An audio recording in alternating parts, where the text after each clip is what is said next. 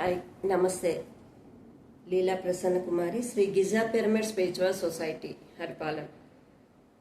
ఈరోజు మనం ఒక 3 విషయాల గురించి తెలుసుకుందాం. ప్రాణమయ కోసం, భావనామయ కోసం, మనోమయ కోసం గురించి తెలుసుకుందాం. అయితే ప్రతి ఒక్కరూ కూడా ఆ ప్రాణమయ కోసంలో అది మంచి కర్మలు చేయడం ద్వారా మనకు ఆ ప్రాణమయ కోసం అనేది ఉన్నతీకరణ అనేది జరుగుతుంది. మంచి కర్మలు అంటే మనం మన శ్రేయస్సే కాకుండా ఇతరుల శ్రేయస్సు కూడా కోరుతూ చేసే కర్మలతో సదా మనం ఎప్పుడైతే ఉంటామో, అంటే దానం, ధర్మం, ఈ టైప్లో మనం చేసే పనులన్నీ చేస్తూ ఉన్నామో అప్పుడు ఏమవుతుందంటే మన కర్మలన్నీ కూడా అద్భుతంగా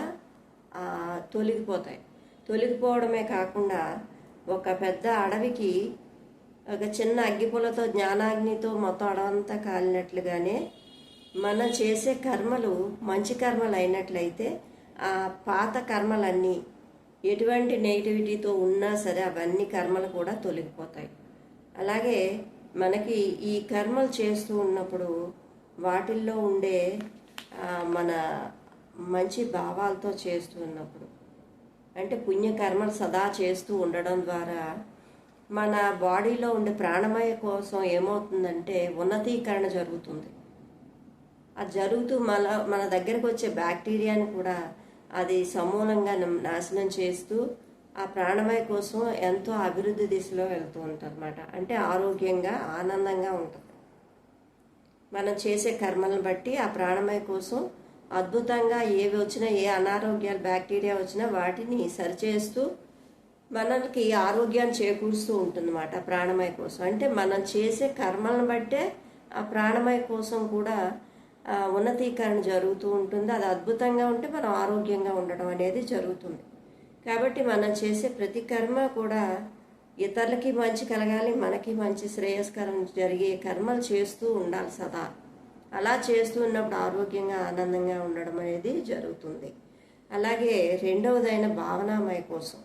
ఆ భావనామయ కోసం ఏమవుతుందంటే అందులో మన కోరికలు, ఆశయాలు, ఆలోచనలు ఇవన్నీ కూడా ఉంటాయి. ఆ భావనలో మన ఆలోచనల విధానాలు ఇవి ఎప్పుడైతే మనం వాటిల్లో కూడా ఆలోచన విధానంలో, కోరుకునే కోరికల్లో కూడా మన కోసమే కాకుండా అందరి కోసం కోరుకునే, ఎప్పుడైతే విశ్వ కళ్యాణం కోసం, అందరి కోసం, మనం అందరి శ్రేయస్సు కోసం ఎప్పుడైతే మనం ఆలోచన చేస్తూ ఉన్నామో అందులో మనం కూడా ఉంటాం. కాబట్టి మన ఉన్నతీకరణ కూడా జరుగుతూ ఉంటుంది.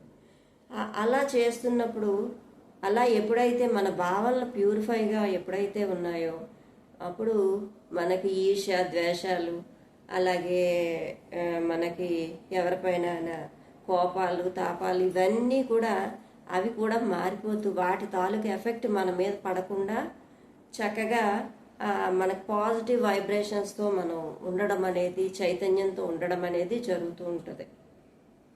అంటే మన భావనలు మనం చేసే పనుల్లోని, అలాగే మనం ఆలోచించే ఆలోచనలో కూడా, భావనామయ కోసంలో కూడా ఈ విధంగా మనం ఎప్పుడైతే చేసామో అవన్నీ మార్పు చెంది వాటి తాలూకా ఎఫెక్ట్, అంటే మనకి ఈర్ష్య, ద్వేషాలు, కోపాలు ఇవన్నిటి తాలూకా మనం, ఎందుకంటే ప్రాపంచికంగా తిరుగుతూ ఉన్నప్పుడు రకరకాల సిచ్యువేషన్లు మనం హ్యాండిల్ చేయాల్సి ఉంటుంది. ఉంటున్నప్పుడు వాటి తాలూకా ఎఫెక్ట్ మన మీద పడకుండా అద్భుతంగా మనం పాజిటివ్ వైబ్రేషన్లో వెళ్ళిపోతూ ఉంటాం అన్నమాట.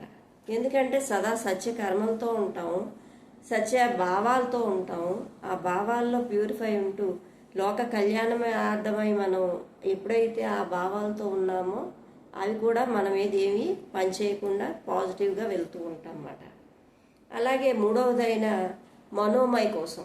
ఆ మనోమయ కోసంలోని ఎల్లప్పుడూ ధ్యాన సాధన చేయడం అనేది, తర్వాత ఇంకా ఎప్పటికప్పుడు తర్కం అని, తర్వాత బుక్స్ చదువుతూ ఉండడం, ఈ మన విశ్వం కోసం ఎప్పుడైతే బాగా ఆలోచిస్తూ ఉంటామో, విశ్వంతో అనుసంధానమై ఉంటామో, నేచర్తో అనుసంధానమై ఉంటామో, ధ్యాన సాధన చేస్తూ ఆ అనుసంధానమై ఉన్నప్పుడు విశ్వానికి మనకి ఉన్న లింక్ ఏంటి, మన విశ్వంతో ఎలా వర్క్ చేయాలి, ఆ గెలాక్సీలు ఏంటి, సౌర కుటుంబాలు ఏంటి, ఇవన్నిటి గురించి మనకి జ్ఞానం అనేది వస్తూ ఉంటుంది. వాటి గురించి అలా ఆలోచిస్తూ మన ఆ మనోమయ కోసంలోని ఆ ధ్యాన సాధనలు ఇవన్నీ చేయడం ద్వారా ఆ విశ్వ కళ్యాణం కోసం మనం ఎప్పుడైతే ఆలోచించామో అప్పుడు ఇవన్నిటితో మన కనెక్షన్ ఏర్పడి మనకేమవుతుందంటే మనం భూమి మీదకి వచ్చిన పర్పస్ ఏంటి, భూమిని ఎలాగ దివిగా తయారు చేయాలి, ఇవన్నిటి గురించి మనకు అనుసంధానం అవుతాం.